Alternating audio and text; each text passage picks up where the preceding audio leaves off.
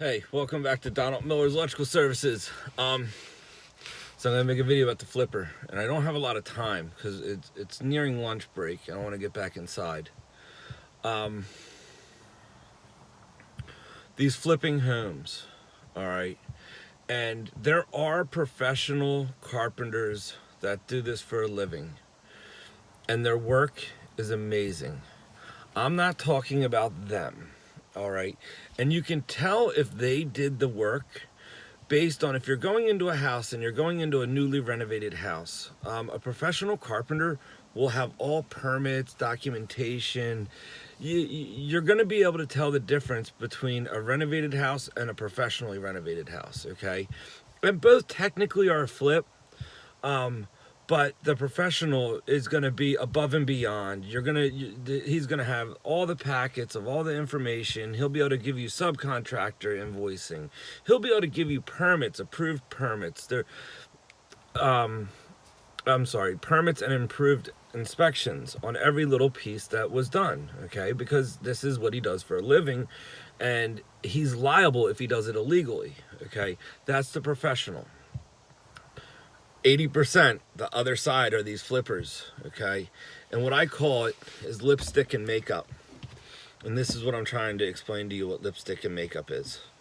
Lipstick and makeup is guys that are going into these homes, and basically it's guys that own a house and they might work for, I don't know, an electric company, or basically they own a house and they have a day job, and what they do is they refinance their house and then they go and buy these fixer-uppers. All right, and what they're doing is they're going in, they're putting in as little money as possible into the house, but they got to make it look as nice as possible to increase the value to make a profit. And this is where lipstick and makeup comes in. All right, lipstick and makeup is when you get drywall, put the drywall up, and paint. And it doesn't matter if they're burying stuff. They don't care. They will put a sheet of drywall on almost anything. If it's dangerous electric, they'll put a sheet of drywall on it, bury a box. It doesn't matter. All right.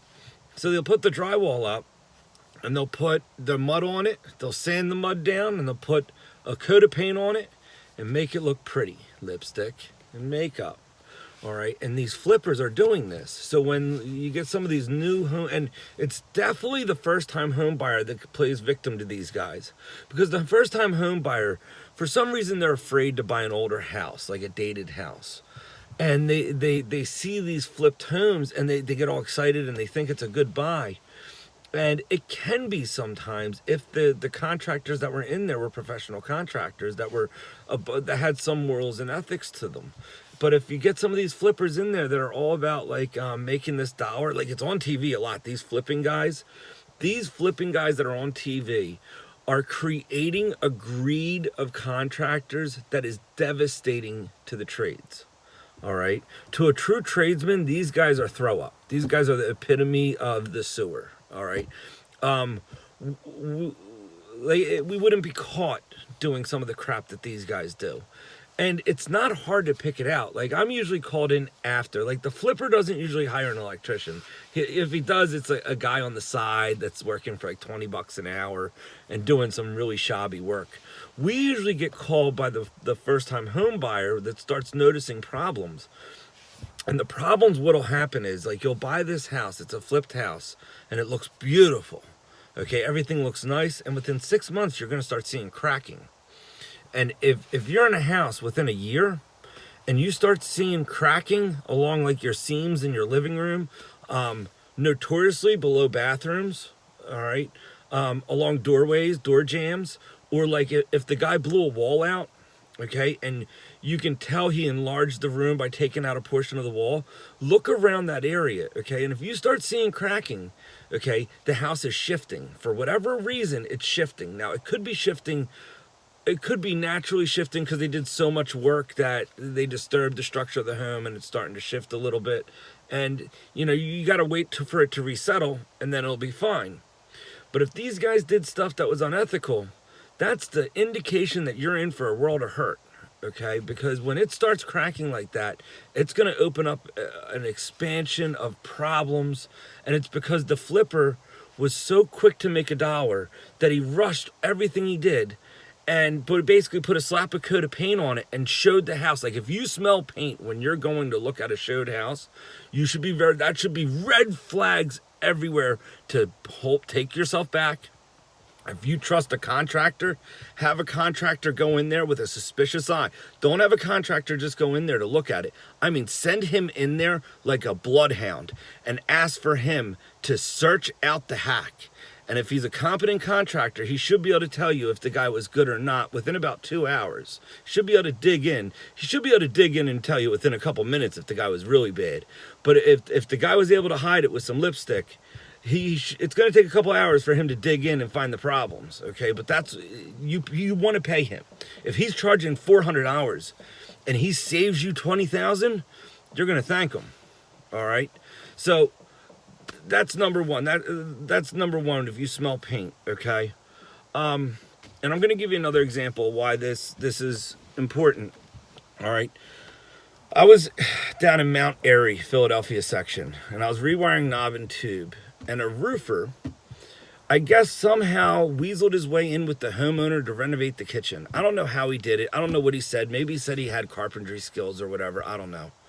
But he's in there and he's removing plaster because it is a knob and tube rewire, and I'm running my wires. And there was a cracked beam right below the bathroom. And the bathroom is marble tile. It looks really nice. And when you deal with a cracked beam, you don't want to disturb the house too much repairing it. So if you're going to jack up a cracked beam, you want to jack it up small increments daily. And over the period of like a 3-week period, you then jack that beam up and then sister it, and it's restructurally supported. A flipper, which this guy was, goes in and bam, bam, bam, bam, bam, bam, bam, jacks it up 6 inches. I mean, no lie, like, maybe not 6, maybe, okay, 4 inches. He did a 4-inch jack and then sistered it all in one day. He said that was done. I look at him, I'm like, dude, you're nuts. He's like, what? I'm like, dude, that marble above you in about 6 months is gonna crack. He goes, I'll have my check by then. That was his answer. He goes, I will have my check by then and I'll be at my house. I'm like, and just me knowing the right way to do it versus this guy's motivation is that's our number one problem today. When you start getting flippers in there that are just for the benefit of the dollar, the buyer beware, that homeowner, if you're a first-time homeowner or if you're buying a flipped home or a renovated home, send in some bloodhounds and find out what these guys did. Find out if their work is ethical. Find out if you're getting a quality job or if you're just getting a slap and a tickle. Okay, because if you're getting a slap and a tickle, it's gonna hurt. You're gonna be feeling mighty sore in about, probably takes about 2 years for a house to start falling apart. And when I say it falls apart, I mean water leaks, flashing leaks on your roof, cracking on your drywall. And by the way, if your drywall is cracking and it's really some bad work, doesn't matter how much mud you throw on it, it's gonna re-crack. Bad knob and tube rewires, all the holes they make to do a knob and tube rewire, crack. Okay, especially if they didn't patch correctly, if they didn't have enough support behind there. And I know, actually, I have a friend that uses one time, and I've been so against one time forever. You'll never catch me doing it, but he's kind of turning me a little bit. I'm gonna have to look at his work in a couple years and see if it holds the test of time. I do authentic plaster patching, so that's just how I was brought up in the trade, and that's how, like, the quality of my work shows it's all authentic. It's to the time period of the house. If I work in a 1920s house, I'm patching it like a 1920s.